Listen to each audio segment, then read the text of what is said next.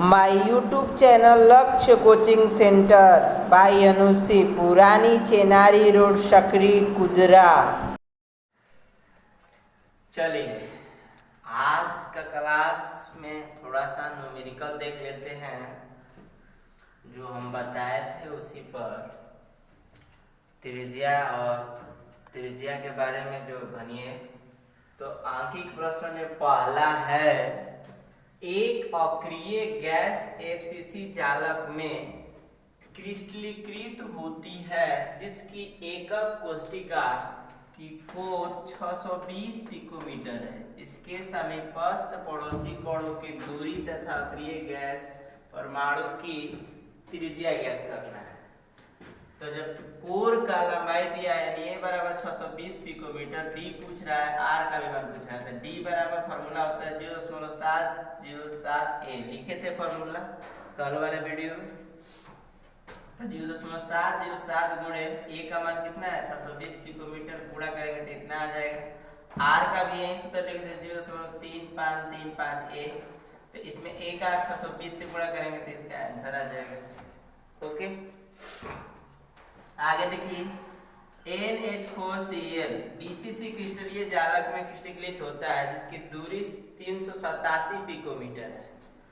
तो गणना करिए का जालक में उपस्थित विपरीत आवेश आयनों के बीच की दूरी, और यदि क्लोरीन आयन की त्रिज्या 181 पिकोमीटर हो तो NH4 आयन की त्रिज्या निकालें। तो चलिए, इसमें D बराबर फॉर्मूला बताए थे। इसमें बीसीसी में अगर बॉडी सेंटर से रहे तो 0.866 गुणे ए होता है। तो ए का मान दिया ही है, मल्टीप्लाई कर दिए, पहला का क्लियर हो गया। इसमें आपका पूछ रहा है त्रिज्या, तो आर क्लोरीन का मान जो दिया है 181 पिकोमीटर, तो आर प्लस और आर माइनस बराबर डी वही पे करता है। तो आर प्लस NH4 और आर Cl माइनस बराबर डी। आर HF4 का मान नहीं दिया है तो D minus R Cl minus कर दीजिएगा। D का मान आप मान निकाल लिया यहाँ पर, ठीक है। R Cl का मान दिया है तो R NH4 का मान निकल जाएगा। तो न्यूमेरिकल इसमें बहुत है, आप जितना हो सके आप बनाइएगा, नहीं आएगा तो बताएंगे, ठीक है। इसको नोट कर लीजिए और आगे हम एक नए टॉपिक पर चलते हैं जिसका नाम है ब्रैग का समीकरण। इसको नोट कर लीजिए पहले। Good morning students. तो आज का जो समीकरण है सो ठोस अवस्था का बहुत ही बेहतरीन कहानी है, बाप बेटा की कहानी है। देखिए, बाप बेटा की कहानी का समीकरण का नाम दिया गया है ब्रैग का समीकरण, क्योंकि दोनों लोगों का टाइटल ब्रैग ही है, ठीक है। एक बाप है और एक बेटा है। बाप का नाम जो WL ब्रैग है और बेटा का नाम WB ब्रैग। 1913 में इन लोगों ने मिलकर, बाप बेटा ने, और एक इतिहास रचा। क्या रचा?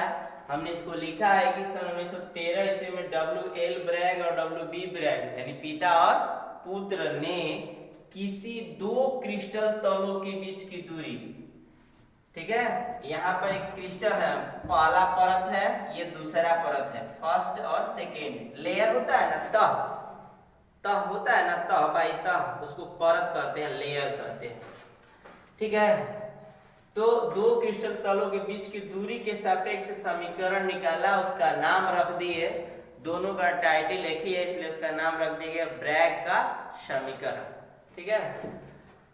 इस वैज्ञानिक के अनुसार सभी क्रिस्टल परत समूह द्वारा निर्मित होते हैं और इन परतों के बीच कुछ न कुछ दूरी होती है, हाँ, जिसे ब्रैग समीकरण द्वारा ज्ञात किया जाता है। यानी कि परत होगा तो कुछ न कुछ दूरी तो होगा ना, तह है तो भाई कुछ न कुछ दूरी होगा ना, होगा ही होगा, ठीक है। जैसे इन्होंने कहा कि एक फर्स्ट लेयर ले, एक सेकेंड लिया, एक आपतित किरण, फिर यहाँ से रिफ्लेक्ट होगा तो परावर्तित किरण, ठीक है। ये सेकेंड परत के लिए, फर्स्ट परत के लिए उसी तरह से जब यहाँ से लाइनिंग खींच के देखा गया तो यहाँ पर 90 डिग्री का कोण बनता है, यहाँ भी 90, इसका नाम M, इसका N और ये, ठीक है। और जो यहाँ पर अभिलंब के बीच में जो कोण बन रहा है क्या बनेगा, थीटा, यहाँ भी थीटा, ये बिंदु क्या है, O है, ठीक है। तो आइए एक समीकरण देखते हैं। लिखा गया है कि माना कि क्रिस्टल के दो परतों के बीच की दूरी क्या है, डिस्टेंस क्या है, फर्स्ट परत सेकंड परत के बीच की दूरी क्या है, D है,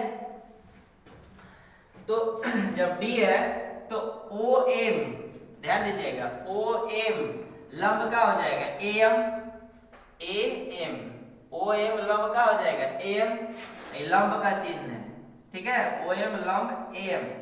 फिर उसी प्रकार का हो जाएगा ओ एन लंब का हो जाएगा एन, तो त्रिभुज ओ ए एम में दिखाई दे रहा है ना, तो त्रिभुज ओ एम ए, ध्यान दीजिएगा ओ एम ए समकोण त्रिभुज है ना, समकोण का मतलब क्या होता है, एक कोण 90 डिग्री का।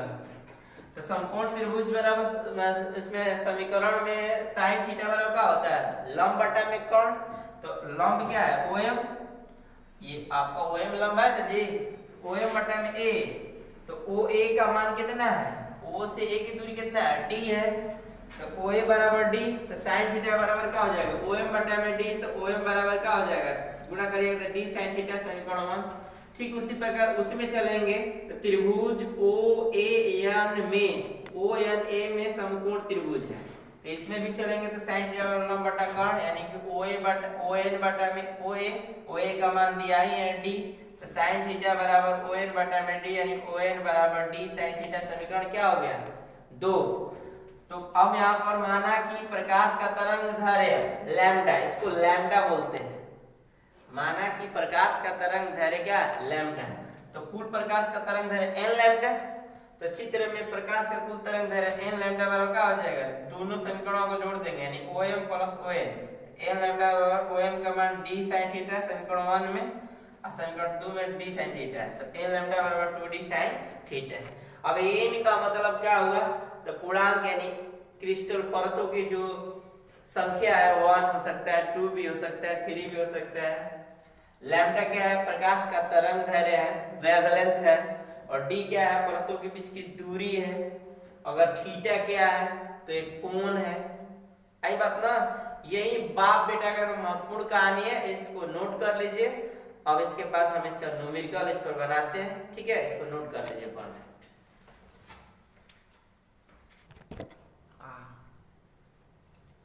चलिए एक न्यूमेरिकल देखते हैं। 1.54 एंगस्ट्रम, ए पर जो ऊपर 0 लिखा था उसके एंगस्ट्रम कहा जाता है, तथा तरंग लंबाई x किरणें किसी क्रिस्टल पर 22.5 डिग्री पर परावर्तित होती है। यह मान ले कि n बराबर 1, n जो है परत है ना, तो प्लेट के बीच की दूरी ज्ञात करिए। तो लैम्डा का मान 1.54 एंगस्ट्रम है, n का मान 1 है, थीटा का मान 22.5 डिग्री है।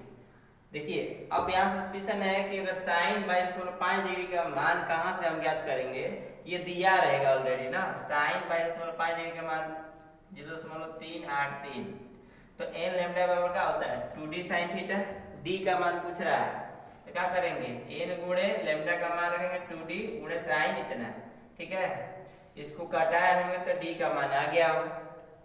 क्लियर। दूसरा भी उसी तरह से 11.8 डिग्री कोण पर क्रिस्टल तलों के बीच किसी विशेष तल से x किरणों का प्रथम कोटि का विपरिवर्तन होता है। यदि तल 0.281 नैनोमीटर की दूरी पर हो तो x किरणों का तरंग दैर्घ्य ज्ञात करें। यहाँ टोटल मान दे दिए हैं और इसमें लैम्डा का मान पूछा है तो हमने क्या कर दिया है, निकाल दिया है। क्लियर। इसको नोट कर लीजिए और न्यूमेरिकल हम देते हैं, इसको आप लोग बनाइएगा, पहले नोट कर लीजिए।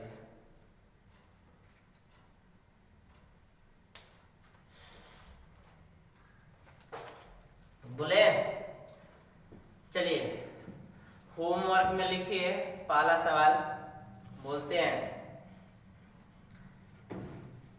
किसी क्रिस्टलीय प्रतिदर्श द्वारा 14.66 डिग्री 14.66 डिग्री के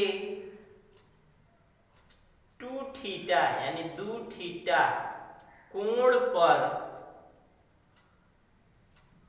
70.93 पिकोमीटर 70.93 पिकोमीटर तरंग लंबाई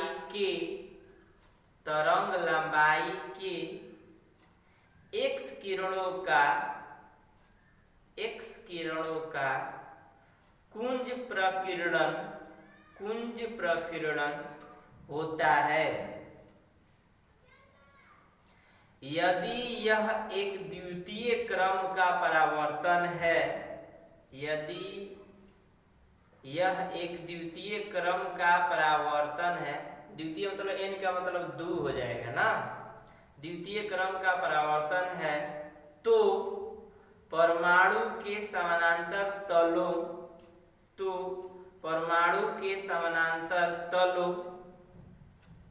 के बीच की दूरी ज्ञात करें,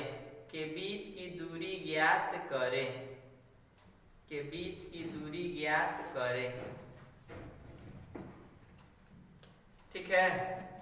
यानी कि यहाँ मान दिया है साइन 7.33 का मान होता है 0.1276। इसका आंसर आएगा, बता देते हैं, 555.88 पिकोमीटर। ठीक है, कोई दिक्कत?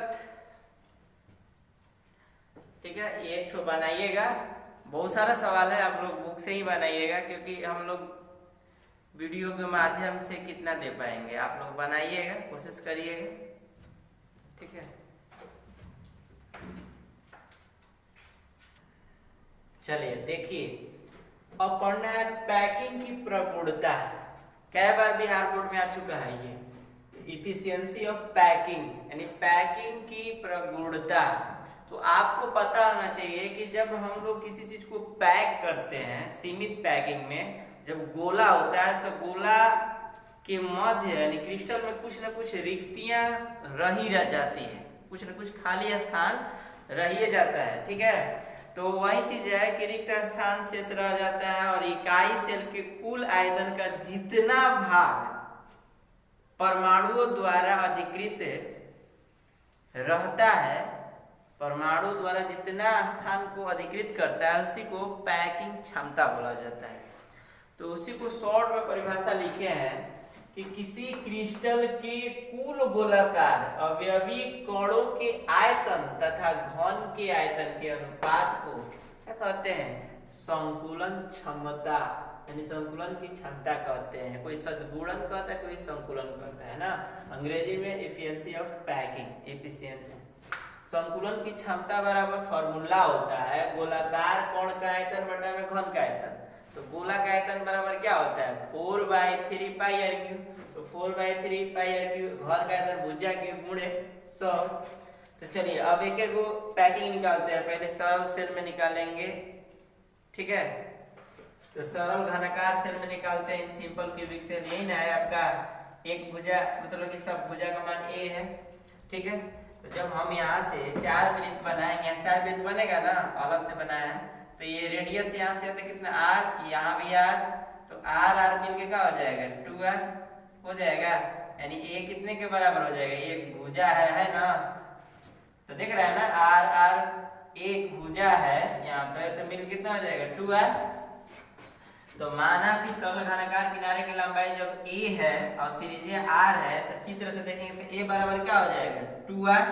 तो गोले का आयतन सूत्र होता है 4/3 पाई r क्यूब, भुजा है a, तो घन का आयतन भुजा क्यूब, यानी a का मान कितना? 2r। तो 2r क्यूब करेंगे तो क्या होगा? 2 दूना 4, 4 दूना का 8r क्यूब। अब क्षमता निकाल लेंगे, यानी कि संकुलन क्षमता बराबर बोला है गोला का आयतन है 4/3 पाई r क्यूब, और घन का आयतन निकाल लिया 8r क्यूब।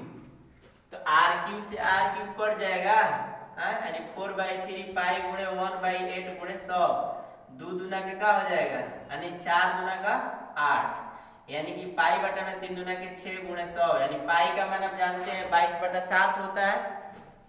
तो 22/7/6 गुणे 100, यानी 22/7 गुणे 1/6 गुणे 100, यानी 11 दूना के 22, 3 दूना के 6, यानी 1100 बटा में 21। भाग देंगे तो कितना आ जाएगा? 52.36%। क्लियर है? इसको नोट कर लीजिएगा। बिहार बोर्ड में बहुत बार आ चुका है, इसको एकदम बढ़िया से देखिएगा। ऑब्जेक्टिव देखिए, लुसेंट का जो बुक चल रहा है मार्केट में बहुत पूछता है, बहुत पूछता है, इसको अच्छे से देख लीजिएगा एक बार, ठीक है, नोट कर लीजिए। चलिए अब संकुलन क्षमता किसका निकालते हैं, फलक का यानी एफसीसी का, यानी फलक केंद्रित घनाकार सेल में। तो माना कि घनाकार भुजा अगर यहाँ पर निकालते तो ए है, गोलाकार कण की त्रिज्या जब आर मानते हैं, तो अब यहाँ पर देखिए ये गोला 4 गोला एक बीच वाला गोला, तो यहाँ से यहाँ तक की त्रिज्या क्या हुई आर, यहाँ से यहाँ तक त्रिज्या आर, बीच वाला में ये आर कितना आर मिलकर 2r, आर मिलकर 2r कितना हो जाएगा 4r, यानी ये कितने के बराबर हो गया 4r के। तो यहाँ पर त्रिभुज जब चलते हैं ए बी सी में, एक संपूर्ण त्रिभुज है, तो कोण का स्क्वायर बराबर क्या हो जाएगा, यानी AC स्क्वायर बराबर AB square plus BC square होगा। तो 4r का स्क्वायर बराबर क्या करेंगे, नहीं समझे, जैसे कहने का मतलब 4r का स्क्वायर बराबर a square plus a square, नीचे चौका 16r स्क्वायर 2a स्क्वायर हो जाएगा, यानी घटाएंगे तो 2 8 16, 8r स्क्वायर बराबर a स्क्वायर, यानी a स्क्वायर बराबर 8r स्क्वायर, तो a क्या हो जाएगा स्क्वायर में 2√2r। गोलाकार कण का आयतन 4/3 पाई r क्यूब, गोले का आयतन, घन का आयतन, भुजा क्यूब, तो a का मान इतना आ गया, तो निकालेंगे तो क्या आ जाएगा 16/2r क्यूब, ठीक है। और संकुलन क्षमता देख रहे हैं ना आप लोग, 4/3 पाई r क्यूब बटा में भुजा क्यूब का। अब टोटल मान रखेंगे ना आप लोग, कटाइएगा, हम कटाए हैं, और 74% आएगा इसका क्षमता, क्लियर है। अब एक और बचा हुआ है, हम उसको भी निकाल दे रहे हैं। देखिए अब पिंड केंद्रित घनाकार सेल में चलते हैं, ठीक है। तो मान लेते हैं किनारा अगर A है, ठीक है, तो त्रिज्या इकाई सेल में कुल गोलों की संख्या कितना होता है 2।